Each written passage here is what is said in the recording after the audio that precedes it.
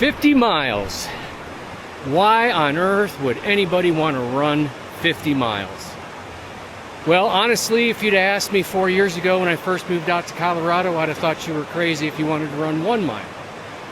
Because when I first moved out here, I was not a runner. I wasn't completely sedentary. I was a rock climber and hiker and occasional skier because I lived in Kentucky. So I thought when I moved out here, I'd be doing all the 14ers, and that was my plan. Well, fortunately, I suppose, I ran into some trail runners on a hike of mine and saw something that piqued my interest, and that's what got me going on the running journey. Did a little bit of jogging on a downhill, still wearing hiking boots, and I thought it was quite fun. So I was like, well, let me buy some trail running shoes and check this out. Worst case scenario, I just have some good shoes I can wear for hiking. And it turns out I loved the downhills, man. I just loved them. So yeah, the downhills were the things that got me going with the running. I could run downhill for miles and it didn't seem to bother me. It was the flats and definitely the uphills that got me. And what I started doing was just running as far as I could, and then walking, and then running, and then walking, and, well, trying to power hike, I suppose.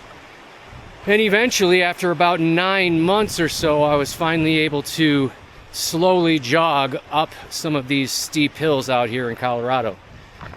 So that's how I started my running journey. But honestly, I never thought I'd run anything more than, say, 6-8 miles when I started doing it. Joined a run club, and that's kind of the distances they were traveling. But a lot of the people in these run clubs were actually ultra marathoners, and I thought they were crazy. And now I might become one of them. So what I did was last year decided I was going to pull the trigger on running my first marathon, signed up for the Milwaukee Marathon, and I'm currently 14 weeks into my training out here on a 10-mile aerobic, middle of it right now, so I probably should be running. I'm doing a lot of work for one race. Might make sense to kind of roll this over into a longer race. So I started looking at some other races and found a 50K, which is just the first step of an ultra marathon because it's 31 miles about.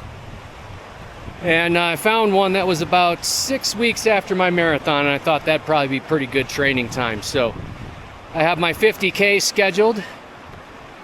Then I decided I was going to do the Leadville Heavy Half, just to kind of get myself used to doing things at elevation. That one's just a 15.5-mile run, but it's all above 10,000 feet, so that's going to be interesting.